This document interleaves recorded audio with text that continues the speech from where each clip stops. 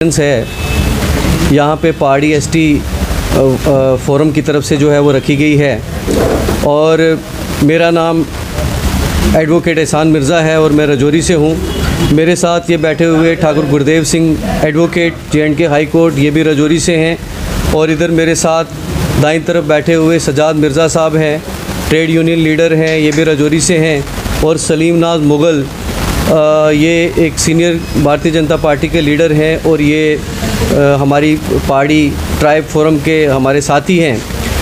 आज ये जो यहाँ पे प्रेस कॉन्फ्रेंस हम लोगों का रखने का जो मेन मकसद है वो ये है कि जैसे आप सब लोग जानते हैं कि पहाड़ी कबीला जो कि लगभग 15 लाख लोगों के पे मुश्तमिल है,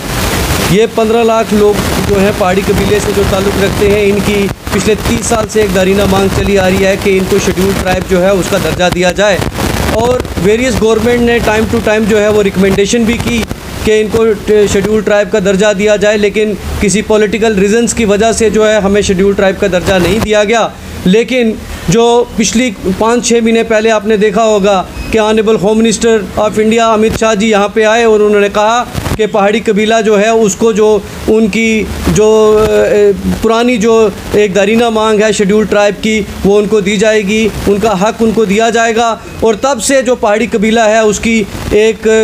बड़ी जो है एक एस्पिरेशंस जो है वो जुड़ चुकी हैं सेंट्रल गवर्नमेंट के साथ। और लेकिन साथ ही साथ हम देख रहे हैं कि हिंदुस्तान की जमहूरियत में ये पहली बार हो रहा है कि और दुनिया के अंदर हम पहली बार देख रहे हैं कि एक कबीला जिसको ऑलरेडी शेड्यूल ट्राइब के ज़िम्मे के अंदर रखा गया है, उसके चंद लोग जो हैं वो हमारी मुखालफत कर रहे हैं। वो कोई कसर नहीं छोड़ रहे कि एक अलग नैरेटिव सेट करने का, वो कोई कसर नहीं छोड़ रहे कि हमारे काज को मलाइन करने का। और जब उनसे कोई चारा नहीं चला तो पिछले कुछ दिनों के अंदर उन्होंने कुछ मीडिया हाउसेस जो हैं उनके ज़रिए एक फ़ाल्स नैरेटिव सेट करने की कोशिश की है, जहां वो ये कह रहे हैं कि पहाड़ी कबीले की किसी जगह कोई एरियाज़ आइडेंटिफाइड नहीं है। पहाड़ी कबीले के लोगों को जो है आइडेंटिफाई करने का जो है वो तरीका गवर्नमेंट के पास नहीं है। मैं उनको आपके चैनल के वसादत से ये उन सारे मीडिया हाउसेस और उन ब्यूरोक्रेट्स जो कि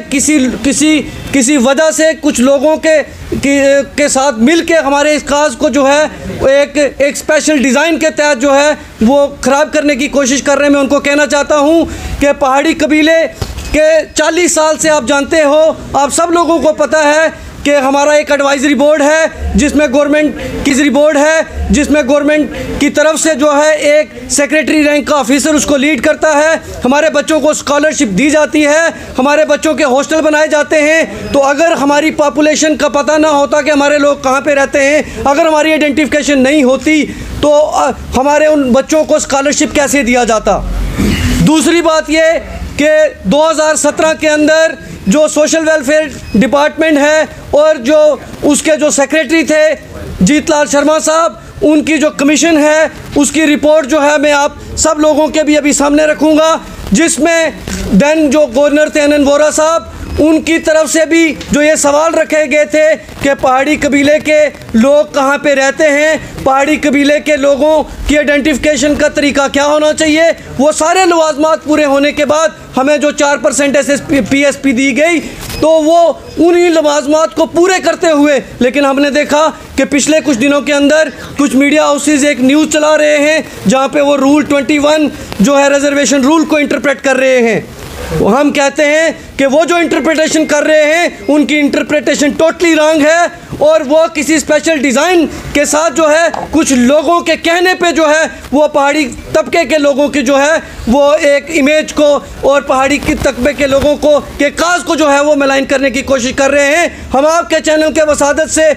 उनसे ये कहना चाहते हैं कि अगर आपको इसके बारे में नहीं पता तो आइए हमारे साथ बैठिए, हम आपको बताएंगे कि क्या कमीशन ने क्या क्या रिपोर्टें दी हैं। आप हमारे काज को मत डैमेज कीजिए। और हम उन ब्यूरोक्रेट्स को भी ये कहना चाहते हैं जो आप किसी के